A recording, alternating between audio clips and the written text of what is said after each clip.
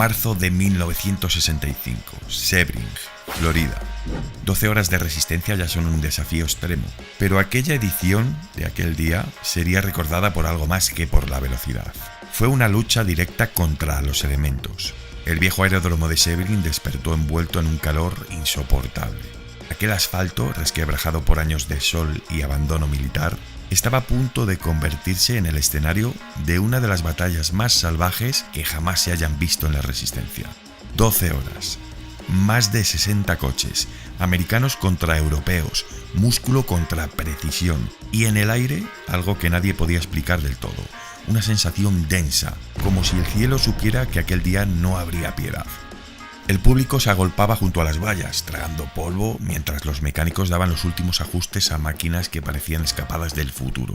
Los Ford GT40 rugiendo con la furia americana, los Ferrari, por supuesto, con esa arrogancia roja de Maranello, y en el medio, los outsiders dispuestos a escribir su propio nombre en la historia.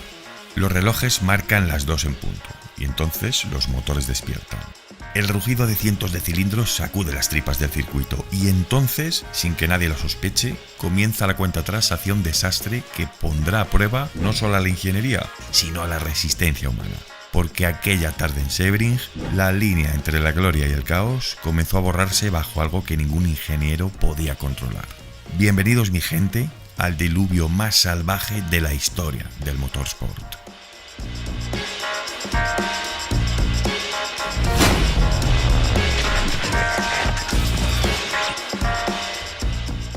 Florida, 27 de marzo de 1965. A primera hora, la parrilla de Sebring reúne lo mejor del motorsport mundial. Prototipos feroces y berlinas GT irreverentes. Jim Hall lleva su creación americana, el Chaparral 2A, que es una obra de ingeniería adelantada a su tiempo. Aluminio ligero, chasis bajo, aerodinámica experimental. Y frente a él, por ejemplo, la arrogancia europea, por supuesto. El poderoso Ferrari 250 LM. Pilotado en este caso por David Piper y Tony Maggs. Una carrocería elegante sobre un corazón rojo, italiano. Más atrás, los Ford GT40 de Shelby, con Ken Miles y Bruce McLaren, sedientos por demostrar que Ford podía dar otro golpe más tras su fracaso en Le Mans. El sol es implacable. El circuito, que es un viejo aeródromo con asfalto rajado, roto, lleno de cicatrices, está convertido en pista. Sebring, sabemos que es un circuito que no perdona además. Los coches de carreras allí presentes están diseñados para devorar kilómetros, pero este trazado es otra bestia hambrienta. Miles y McLaren arrancan fuertes en este caso, buscan imponer el ritmo. Dan Gurney y Jerry Grant en el Lotus 19J amenazan la tabla de posiciones hasta que una cadena rota los aleja del juego. El Chaparral entonces es constante, sin estridencias, sin errores, y Ferrari alterna entre potencia y fiabilidad, mientras que Ford, por su parte, pone a prueba su músculo. En las primeras horas, el Chaparral de Hall y Sharp lidera con media vuelta sobre el Ford GT40. Ferrari se mantiene firme en la tercera posición, pero todo esto es solo la calma antes de la tormenta. Es entonces cuando ingenieros y jefes de equipo advierten nubarrones al norte. Situación: en boxes, todo el mundo mirando al horizonte mientras los relojes avanzan y las radios anunciando nubes negras acercándose a gran velocidad. Aún no llueve, pero el pulso de Sebring late más fuerte. El ambiente se percibe cargado, como si la pista misma presintiese que algo estaba a punto de romperse. Y así, con el escenario y los contendientes en tensión máxima, comienza una cuenta atrás silenciosa a lo peor que Sebring haya visto jamás. Pasadas las 4 horas de carrera, el sol que había castigado el asfalto desaparece detrás de un muro de nubes oscuras. En cuestión de minutos la luz se vuelve ceniza. Los equipos corren hacia los boxes, neumáticos en mano, pero la tormenta no avisa. Comienza a descargar con furia. Y no es lluvia, es una cascada descomunal, como si el cielo se hubiera roto en dos. Las primeras gotas habían comenzado a golpear los cascos, pero luego, como os digo, inmediatamente llega el diluvio. La pista del viejo aeródromo, diseñada para aviones, y por supuesto no para evacuar agua, se transforma en un lago. El rugido de los motores se mezcla con el estruendo de la lluvia y el agua que salpica en modo metralla. Los pilotos que minutos antes estaban volando a más de 250 km por hora, ahora luchan por sobrevivir, por mantenerse en la pista. Los cristales se empañan y los limpiaparabrisas no dan abasto. Fijaros que en algunas rectas el agua llega a los tobillos dentro de la cabina. Cada curva es como una ruleta rusa.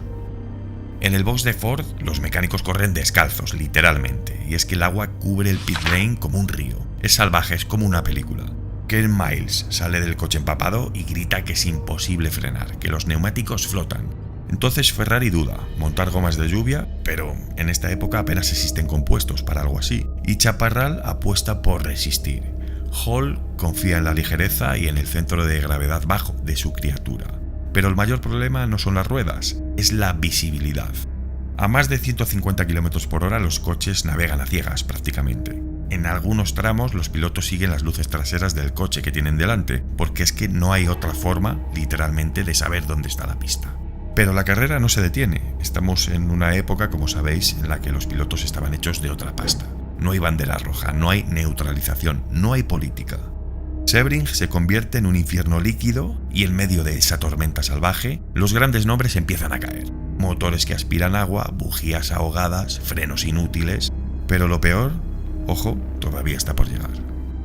El autódromo se ha convertido en una trampa mortal. El agua corre como ríos sobre el hormigón y en las rectas los coches levantan cortinas que ciegan a cualquiera que intente seguirles. Los charcos son lagos y cada frenada es una plegaria. Y entonces es cuando empieza la carnicería. Un Porsche 904 pierde adherencia y se va recto contra las pacas. No hay banderas amarillas visibles, la lluvia se está tragando todo, literalmente. Detrás, un Shelby Cobra patina como una barca y golpea al Porsche de lleno. Otros dos coches fuera, y apenas es el principio. Los equipos entran a boxes como náufragos, buscando refugio. Los mecánicos siguen trabajando con el agua a los tobillos, secando distribuidores, protegiendo encendidos con trapos empapados. Esto es un caos. Algunos coches, por supuesto, arrancan con dificultad y otros se quedan varados sin corriente, y cada segundo es un golpe a la clasificación. Pero la pista era puro instinto de piloto. Los Porsche más ligeros parecían lanchas improvisadas, surfeando, mientras que los grandes GT se convertían en bestias sin control directamente. Y es que había ya maniobras al borde del desastre, pilotos que surcaban líneas invisibles o zigzagueando para esquivar lagunas que podían tragarse una vuelta entera. Y en medio de todo este caos, las decisiones estratégicas eran cuestión de supervivencia. Cambiar a neumáticos más estrechos, apostar por compuestos mixtos o salir a la pista sin perder un segundo. Los que dudaban se quedaban fuera, los que arriesgaban a veces también.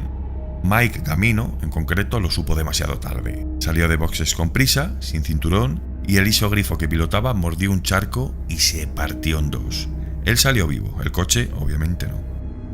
Y de pronto otro rugido rompe la cortina de agua. El Chaparral 2 de Jim Hall, el coche más futurista de la parrilla, que se está escapando en la recta. Pero el viento que trae la tormenta le golpea como un puñetazo seco. Y entonces la aerodinámica, diseñada para controlar la sustentación, ahora trabaja contra él. El coche se tambolea, toca el agua y casi despega. Hall sí que consigue salvarlo, pero el coche termina en boxes, empapado y herido. En el box de Ferrari los rostros son como máscaras de tensión. El 275P de Pedro Rodríguez y Phil Hill lucha contra la tempestad con unos neumáticos que apenas logran morder el asfalto. El valiente mexicano confiesa después que no veía ni los bordes de la pista, que corría guiándose por los cambios en el color del agua. Fijaros el extremo. Pero incluso la audacia tiene límites y el talento, así que un trompo en la curva Big Bend le cuesta minutos eternos y la victoria se aleja. Pero Ford tampoco sale ileso.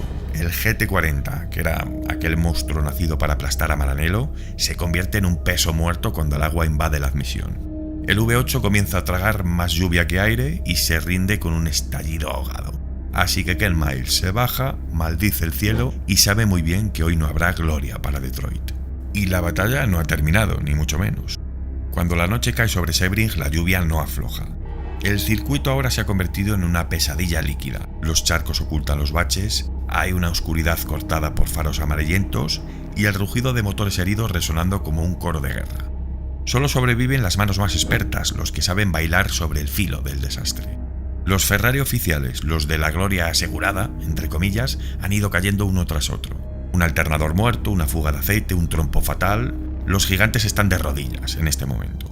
En Ford, la tragedia también es total. Los GT40 yacen inmóviles devorados por la lluvia. La batalla por el orgullo americano también ha terminado ahogada. Pero en medio del caos, un outsider emerge con la fuerza de una leyenda naciente.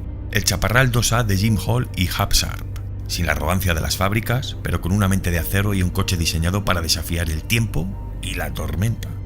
El aeródromo convertido en lago no puede ni con su temple ni con su precisión. Después de horas de lucha, con el cuerpo agotado y la mente en tensión máxima, Jim Hall cruza la meta el primero. Y aquí no hay pompa ni brillo, simplemente la satisfacción brutal de haber sobrevivido y vencido donde nadie más pudo.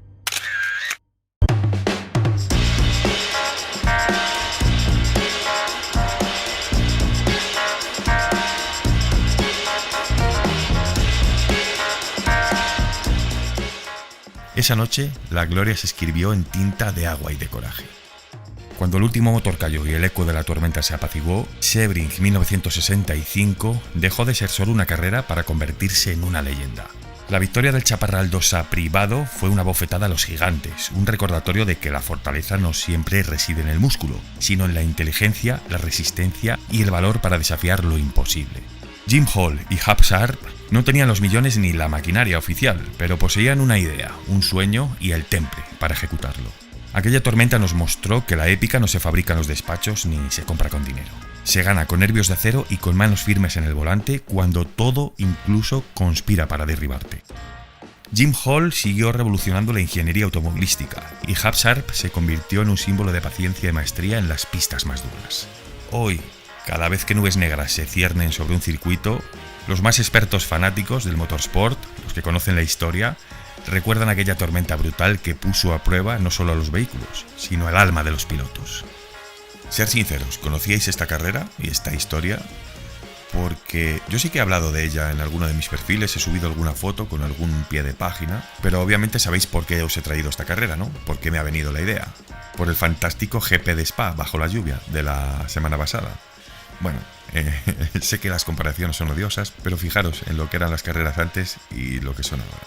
Bueno, muchísimas gracias, dejadme vuestro like para posicionarnos en lo más alto, dejadme vuestro comentario, os voy leyendo a todos y muy pronto, en unos meses, os voy a anunciar algo revelador, algo único que nadie ha hecho hasta la fecha y que yo voy a poner a disposición de todos vosotros. Os va a encantar porque es algo en lo que llevo trabajando muchísimo tiempo, más de un año, yo creo que se ha cumplido ya año y medio, puede ser, más o menos. Es algo único, algo que no existe.